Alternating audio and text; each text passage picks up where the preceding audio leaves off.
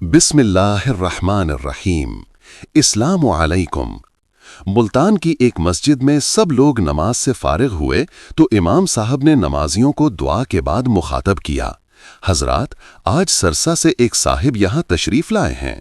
वो कोई नसीहत नहीं करते, लेकिन अपनी जिंदगी का एक नाकाबिल फरामोश वाकया जहाँ भी जाते हैं लोगों को सुनाकर उन्हें गफलत से बेदार करने की अपनी सी कोशिश करते हैं। मैं आपसे गुजारिश करूंगा कि थोड़ा सा वक्त निकालकर उनकी बात सुन लीजिए। इमाम साहब के लहजे में कुछ ऐसा असर था कि कोई भी अपनी जगह से टस से मस न हुआ और सब लोग उन साहब की तरफ मुतवज्जे हो गए जो इमाम साहब की जगह मिंबर पर आ खड़े हुए थे। बज़ाहिर उस शख्स में कोई ऐसी गैर मामूली बात न थी। देहाती लिबास में मलबूस वो एक आम सा इंसान था। उसका आम सा हुलिया देखकर चंद असहाब चे में गोइयां करने लगे, लेकिन जब उसने बात शुरू की तो मजमा पर सुकूत तारी हो गया। उसकी आवाज में कोई ऐसी पुरअसरारियत थी कि जब वो बोलता तो हवा भी थमी थमी सी महसूस होती। चंद ही लम्हे में सबको एहसास हो गया कि ना तो वो एक आम इंसान था और ना ही वो वाकया मामूली था जो वो सुनाने जा रहा था। इस शख्स की आवाज गोया किसी गहरे कुएं से उभरती सुनाई दे रही थी। वो कह रहा था, साथियों, मैं जो वाकया आपको सुनाने जा रहा हूं वो कोई मन घड़त किस्सा नहीं है। मुझ पर बीतने वाला एक हर्फ बहर्फ सच्चा वाकया है। 10 साल हो गए मैं जिंदा लाश बनकर इस वाकये को जहां जहां मौका मिलता है दोहराता हूं।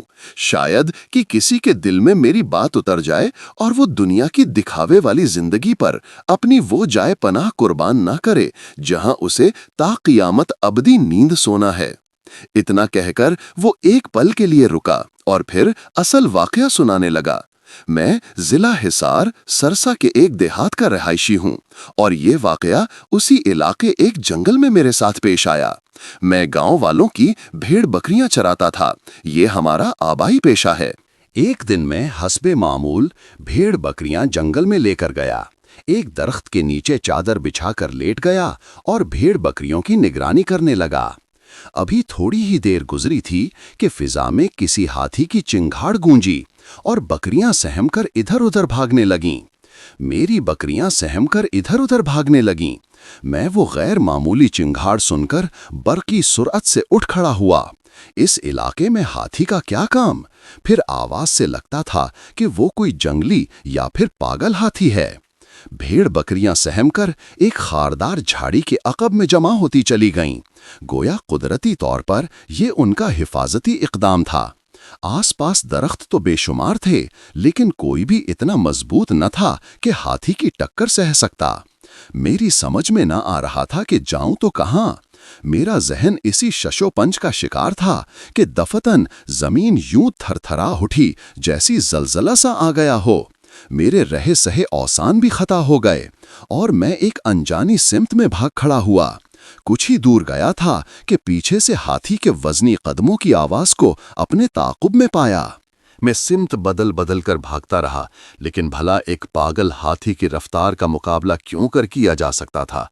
सिया अफरीत मौत बनकर किसी भी लम्हे मेरे सर पर पहुंचकर मेरा कचूमर निकाल सकता था, लेकिन शायद कुदरत को कुछ और ही मंजूर था।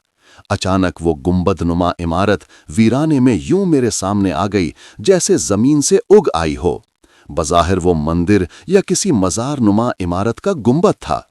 दाखिले के लिए एक ही छोटी सी खिड़की नुमा बेकवाड़ जगह थी। एक पल में मेरा रुख उस जानिब हो चुका था।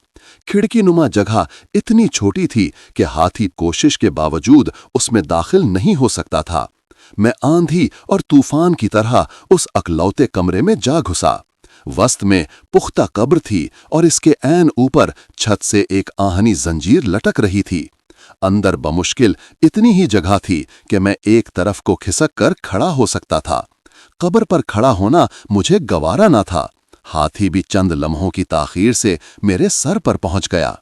सद शुक्र का मुकाम था कि वो गुंबदनुमा इमारत मजबूत पत्थर की थी, वरना हाथी एक ही टक्कर में इसे जमीन बोस कर डालता। जब खिड़की से अंदर दाखिल ना हो सका तो हाथी ने अपनी सूंड अंदर दाखिल की, मुझे मारने की कोशिश करने लगा। अब तो मुझे यकीन हो गया कि वो पागल हाथी मेरी जान लेकर ही छोड़ेगा।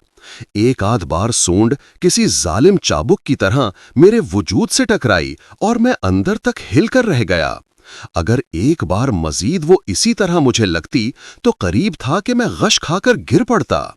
अगले ही लम्हे एक अजीब बात हुई और मुझे अपनी मौत का यकीन हो गया। कब्र के अंदर से ऐसी आवाज आई जैसे कोई तकलीफ से गला फाड़कर चीख रहा हो। मैंने अज़ाब कब्र के कई वाक़यात सुन रखे थे, लेकिन अपने कानों से ऐसी चीखें पहली बार सुन रहा था। इससे पहले कि मेरे औसान जवाब दे जाते, कब्र के सिरहाने एक शगाफ नुमा मकाम से एक गैर मामूली जिसामत का स्याह बिच्छू निकला और दीवार पर से होकर मेरी जानिब रेंगने लगा। जूं ही बिच्छू कब्र से निकला, चीखों का सिलसिला भी मौकूफ हो गया। कोई दूसरा इंसान मेरी इस वक्त की कैफियत का अंदाजा नहीं लगा सकता। एक तरफ पागल हाथी, दूसरी तरफ कब्र का बिच्छू और नीचे अज़ाब कब्र से तड़पता नामालूम वजूद। खुदा जाने मेरे कदमों तले क्या मामला चल रहा था। मेरी आंखों के सामने अंधेरा छा गया। जब कुछ न सूझा तो छत से लटकती जंजीर को थामकर फिजा में झूल गया और अपना वजूद इस हद तक समेट लिया कि सूंड और बिच्छू दोनों की पहुंच से दूर हो जाऊं। अब मैं कब्र के ऐन ऊपर फिजा में मुअल्लक था।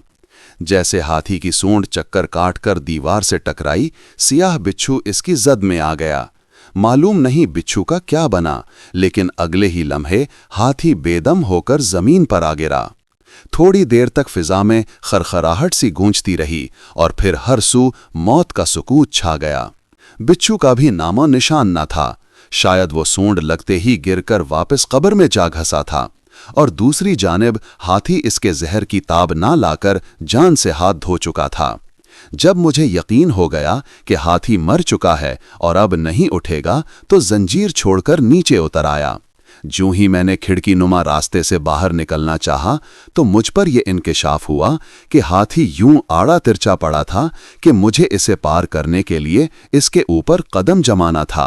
हाथी का देव हैकल वजूद इस कदर हैबतनाक था कि उसकी मौत का यकीन हो जाने के बावजूद उसके ऊपर पांव रखने की मुझे हिम्मत नहीं हो रही थी। चारों नाचार मैंने हिम्मत करके उस पर पांव रखा और आगे जाने के लिए दबाव डाला ही था कि मेरा पांव उसके वजूद में यूं उतर गया जैसे गोश्त पोस्त के बजाय हाथी का वजूद मोम से बना हो।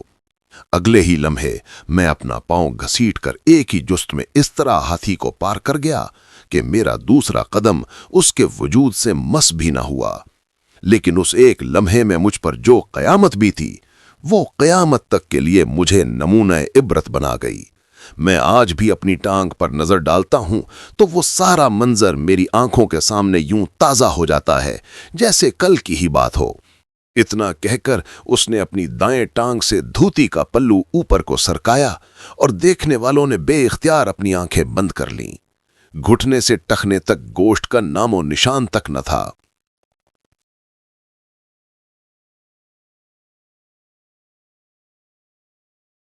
स्याही माइल हड्डी के नाम पर उसकी बोसीदा टांग सबके सामने थी। पांव का बाकी हिस्सा शायद जूते ने ढांप रखा था। घुटने से नीचे पीप का उभार भी साफ देखा जा सकता था। कब्र के उस बिच्छू में इतना सरियुल असर जहर था कि हाथी को उसके छू जाने से न सिर्फ हाथी का वजूद पानी पानी कर गया, बल्कि उस चरवाहे की टांग को भी दूसरों के लिए दरसे इबरत बना गया। खुदा जाने साहब कब्र को क़यामत तक अभी कितना अजाब झेलना था। नाउज़ुबिल्लाह। ऐ अल्लाह, ऐ खालिक व मालिक, हम कब्र के अजाब से तेरी पनाह मांगते हैं। मेरी अल्लाह से दुआ है कि अल्लाह पाक हम सबको नेक काम करने की तौफीक अता फरमाए और ऐसे हर अमल से महफूज रखे जो कब्र के आज़ाब का सबब बनते हैं। आमीन सुम्मा आमीन। दोस्तों, चलते चलते हमेशा की तरह वही एक आखिरी बात अर्ज करता चलूं कि अगर कभी कोई वीडियो, कॉल, वाकया, कहानी या तहरीर वगैरह अच्छी लगा करे तो मज़ीद थोड़ी सी जहमत फरमाकर अपने दोस्तों से भी शेयर कर लिया कीजिए। यकीन कीजिए कि इसमें आपका बामुश्किल एक लम्हा सर्फ होगा, लेकिन हो सकता है उस एक लम्हा की उठाई हुई तकलीफ से आपकी शेयर करदा वीडियो हज़ारों लोगों के लिए सबक आमोज साबित हो। जज़ाकल्लाहु खैरन कसीरा।